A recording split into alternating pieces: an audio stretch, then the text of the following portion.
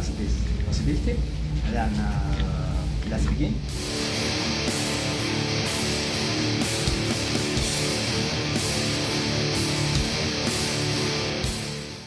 Last year we were here on doing some festivals and then some one-offs.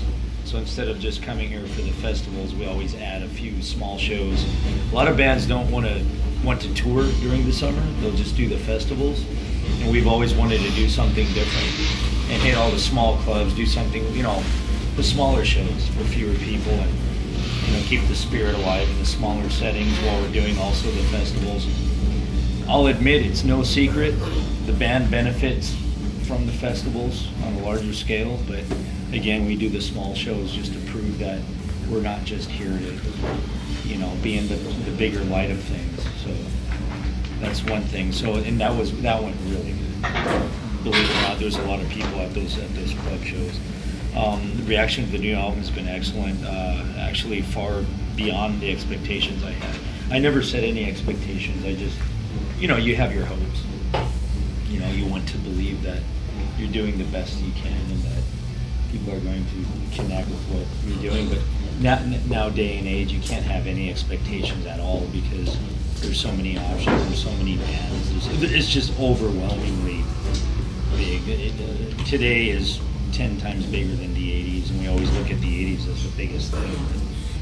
But yes, I'm very, both Incubus and I were extremely happy with the results of the latest. And then this tour is going, believe it or not, I'm not surprised. I knew this lineup was a powerful lineup.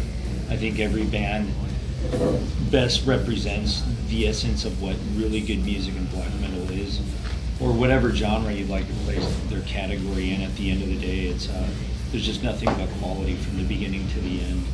And you have two classic bands, and then you have Ondskapt that is a perfect representation of classic Nordic black metal, and then you have a Russian band here, Blackdeath, who's also a classic underground cult band from Russia, and they represent the essence of Russian black metal. They've always been somewhat unique, and they've always brought something different to the table. I've always compared them to like a black metal boy band. They're really twisted and abstract. They're really good at what they do. Everybody is, and so the only thing we could wait for was what the people were going to, how they were going to respond. Again, because there's so many options with tours. Everything's a tour. There's a festival for everything. Everybody wants to be a hero and save the day and save metal, and you just don't know what people are, how they're going to respond. But this has been amazing, and it's proof that people truly hail the obscure arts and music.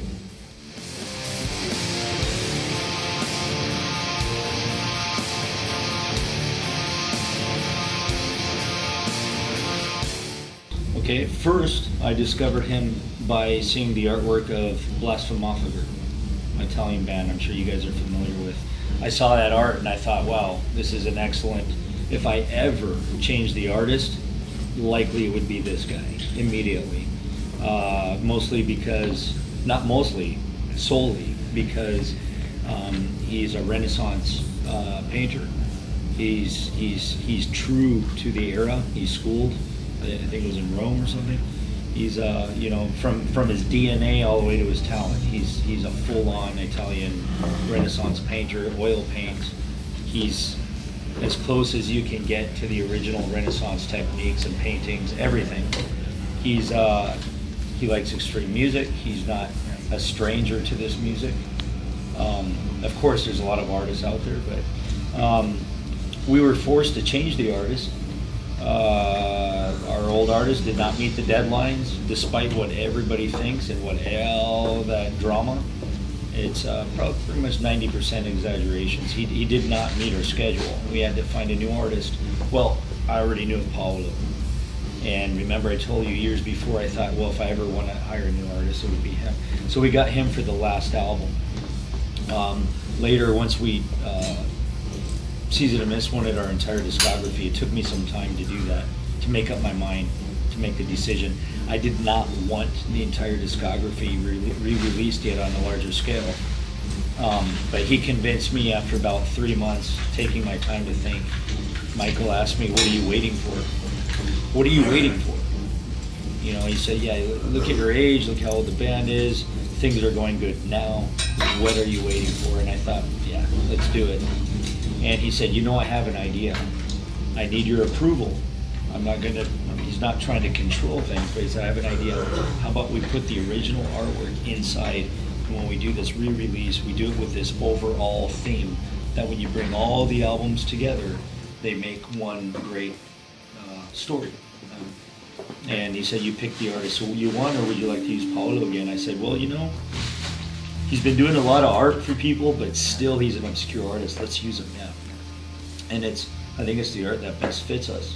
It really is. Just that I like painting. I like real knowing that somebody stood there for hours and days and went through physical pain and mental, you know, just this ritual of having to paint brush stroke by stroke by stroke. And so that's why. And he's there's no one like him in metal records. You are now my living altar.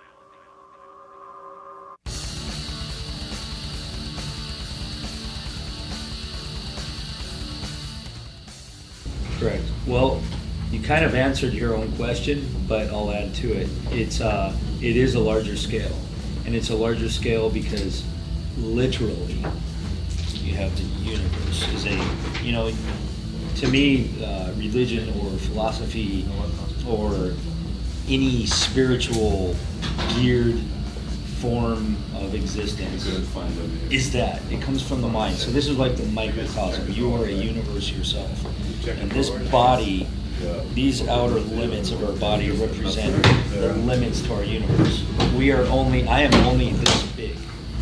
My mind has no size. The only thing that gives my mind a size is the limitations that I place on itself.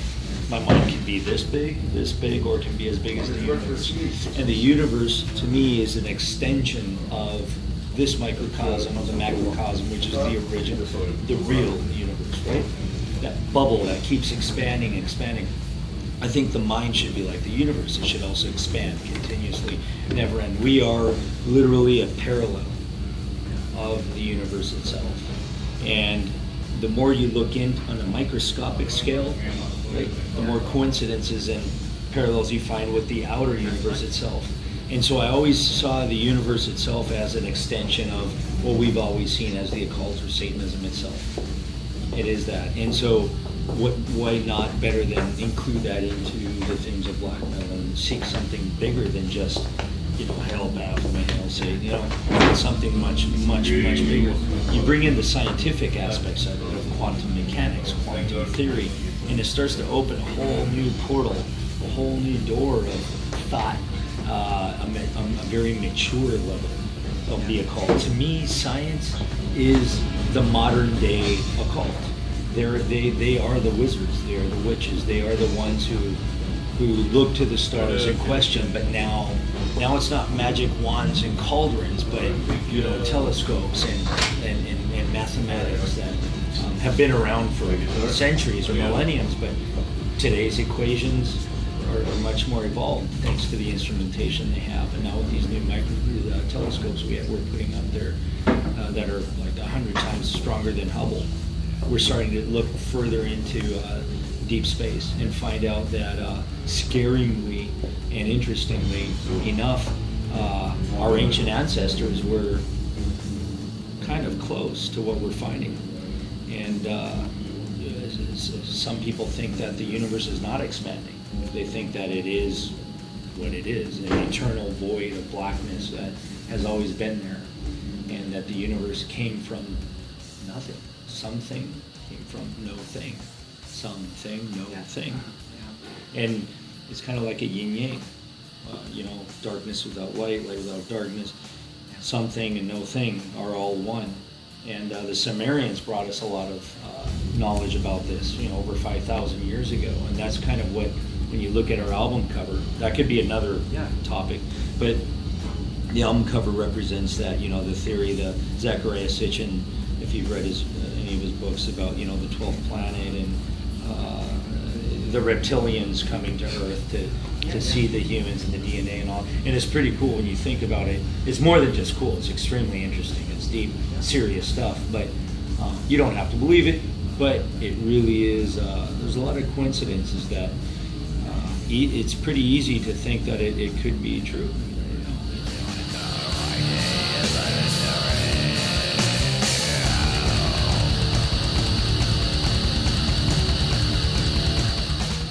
Correct.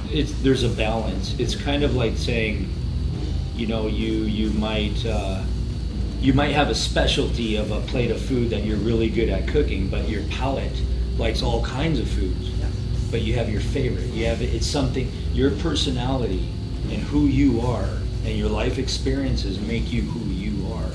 And when you know that's why it's important to know you. Maturing is not just about age. It's about knowing who you are. And it's difficult to understand that until you've reached that point. Once you find who you are as an artist, your music is like your personality. And it's, even if you want to change it, it's difficult to change it. I think that's why some bands, when they try to change, it doesn't work, because it's like Celtic Frost trying to change. That's Warrior. That's who he is. That sound, that is who he is. And so this band, the music, it's like my DNA. It's part of me. And how do you keep that certain style evolving yet same but not the same for so many years? You remind yourself constantly when you go to write about, you do set limits. You set some. Remember, I said limiting is a bad thing, but sometimes it's good. You know, it's called direction and having personality. It's very important, because then some of us can have many personalities, but it's something you can't put into words quickly right now in an interview. But the short answer would be knowing yourself, respecting who you are as a person, and knowing what limitations you have, when it's okay to step over those borders and when not. Borders like what? Musical borders, style, respecting the genre. I know some people say, oh, black metal, that's such a 90s thing, and the paint, and oh, it's time to grow up and step outside. But there's also, I think there should be some, I think traditionalism is good also, you know, because an image and a style of sound sometimes took many decades to evolve to get there, and need to just throw it away now. You know, Baroque music lasted for hundreds of years because those writers respected the genre, the sound, evolved it, and It's like thrash metal. exactly, yeah. It's direction and personality is important to have. I mean, if you want to be everything and not have personality, not have style, you're kind of like a lost soul. Part of being young is discovery. And as you get older and you evolve, it flourishes into something that makes you you. Same with a band.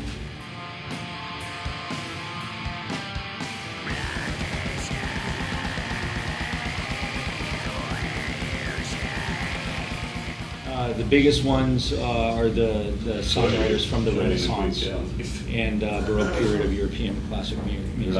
They're my biggest inspiration. Influence, inspiration as people, as artists, musicians, everything. They were extremely, they were just something beyond just a human being. And I like to look at black metal itself as kind of a parallel also. Even though this music is not as sophisticated as what the Baroque period flourished, I think emotionally our music today, black metal, is as sophisticated as that music was. In fact, even more, because we're not just writing for, you know, a monarchy or a certain group of people. But we are, right? But we're also writing from the heart. It's not just, it's not just a job. Back then, those people were also writing this for the church and the kings. But they're my greatest source of inspiration. I think they made the most amazing music ever been placed around Earth. And then, of course, there's all the classics, heavy metal classics, and everything that's all the subgenres of metal itself. But one of my biggest sources of inspiration is mostly like old Kraftwerk, Klaus Schulze, Tangerine Dream. the 70s, late 60s, early 70s German keyboard sequencing, arpeggiator, keyboard music. Really amazing to think that that music comes from circuits and soldered wires, and generates the sound. And in metal, in extreme metal, what have influenced you through the years? Influence and some artists. Sure. Not recent, but it's. I did live the early '90s. I'm 43 now, and I probably the biggest impact ever on me was, I would say, as a songwriter, guitar, like everything. It would be AC/DC, Creator, and Battery. Battery, The Return. All the guitar work from the Malcolm Young, Angus Young brothers, because of their power chords, the use of simplicity and minimalism. They played 100% clean through their amps, and they just cranked the amps to maximum volume, and they generated devil's music in early 70s just by doing that. And then Mal Petrosa, he was like a god to me on Endless Pain, Pleasure to Kill, all the way up to Terrible Certainty. Sodom, Obsessed by Cruelty, Under the Sign of Evil. Battery, The Return, I think, is the greatest metal album to ever exist. It covers every single thing. It represents everything in metal, everything. At least in satanic heavy metal. Merciful Fate and inspiration, but not as a musician. Probably, and of course you go into the early 90s, Dire Mysteries, Dom Satanas. Pure Holocaust from Immortal, I think, is one of the most amazing black metal albums ever. Burst, That's great.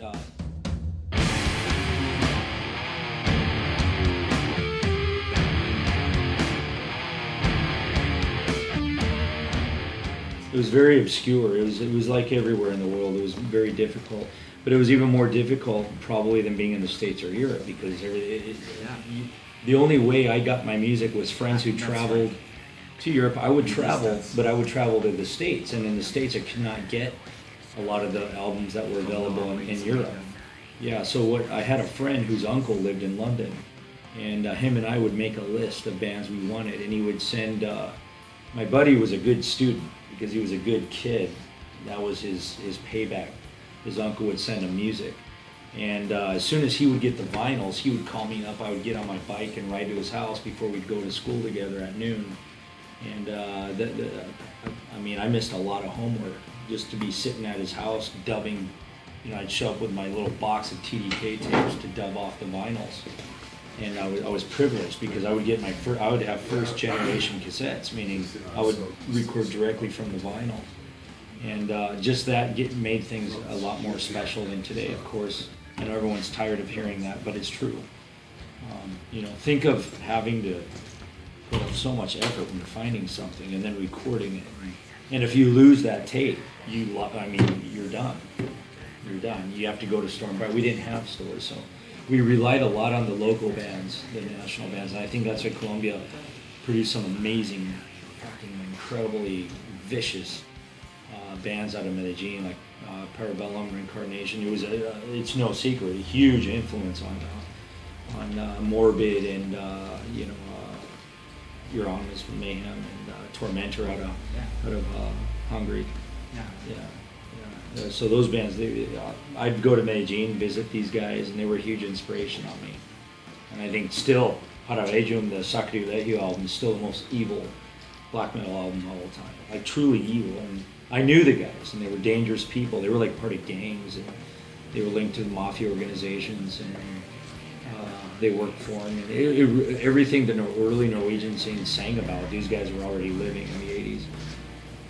Just as a form of survival, and the music was simply a way of expressing themselves, kind of like these gangster rappers where they rap about all the shit they live and the drugs they sell, except these guys, in black metal satanic form.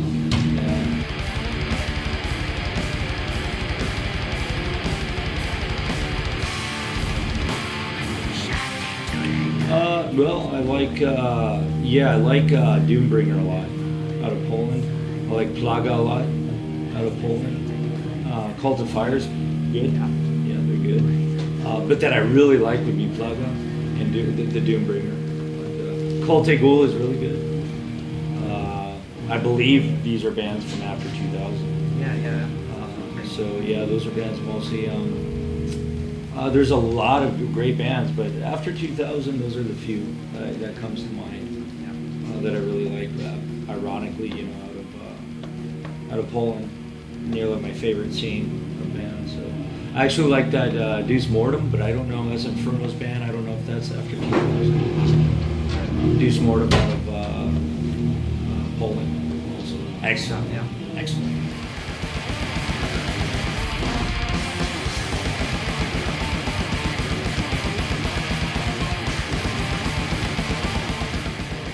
It's guitar, and guitar. It determines everything. It's the foundation for that build. And then so you lay that foundation down, you build riff by riff by riff. Once I have all these riffs, I start writing a song. And I'll take maybe, this is a great riff to start a song. This is a great riff for vocals. And so maybe I won't start a song from the beginning, but I'll start maybe from the middle, where the vocals start. And so I'll look for a good riff that is good for the beginning of the song and that is seamless, that really flows into this vocal part. There's no written roll, but it's all guitar. And then we'll layer the drums down. Look for different beats. See where the blasting is necessary, what's unnecessary, vocals. But really that's it. You have three things that are working with each other. And it all starts with the music.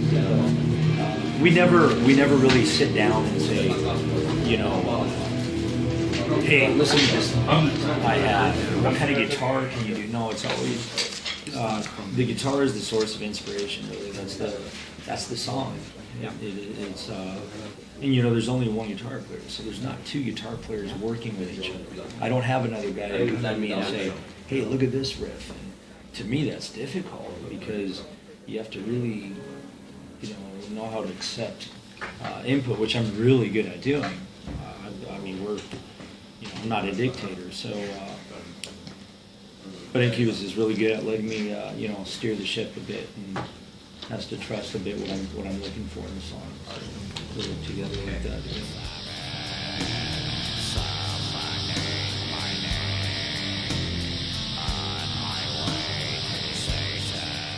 Looking forward to hear more Italian bands.